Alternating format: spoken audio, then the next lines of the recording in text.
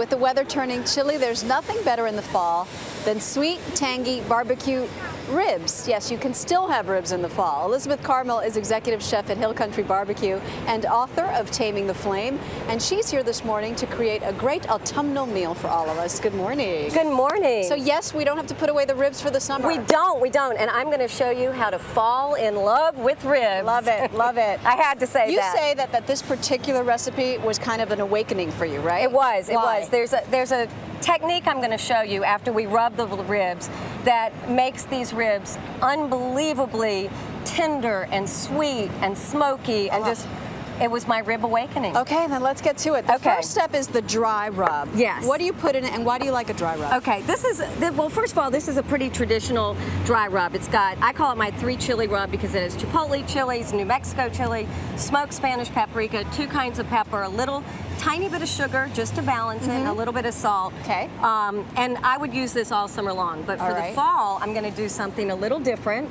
Ooh, I was wait, premature. 1 second. I was premature. We're going to add cinnamon. Ah. So that, you know, you don't have to, delicious. as I said, pack up your ribs for the summer.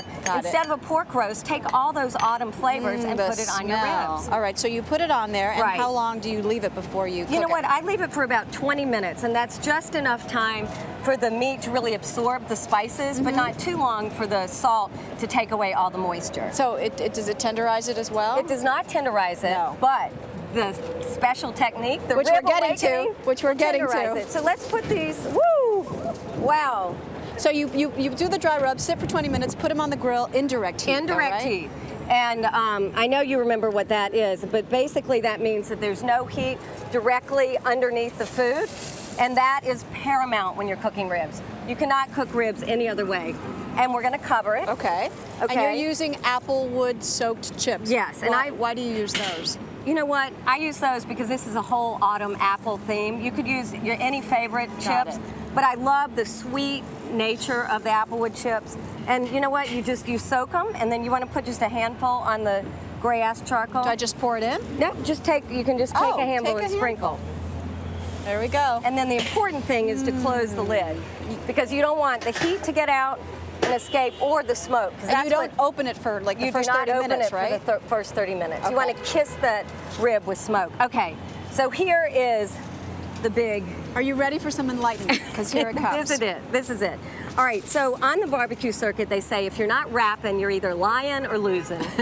So let's wrap. Let's wrap. So we have 2 pieces of heavy-duty foil.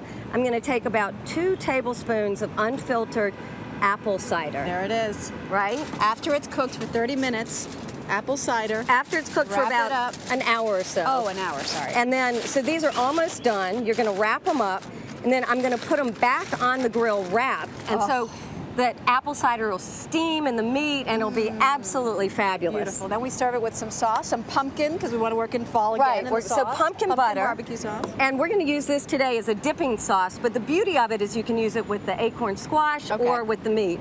So this is melted butter, if you want to help me. Sure.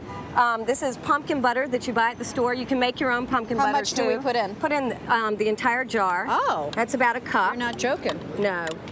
All right. And then I'm going to add some apple jack, because booze makes everything taste better. It gives it a real depth of flavor. Why not? What's this, syrup? A little maple syrup. I'll whisk. These a little flavors? allspice. And a little salt, a pinch of salt, and a pinch of pepper. That's how easy it is. It's almost like a dump and stir. And the finished product, ladies and gentlemen, is a moist because of the apple cider. Here, I'll hold that and you can dip it. Delicious rib that we must taste. What do you think? Sure, it's good.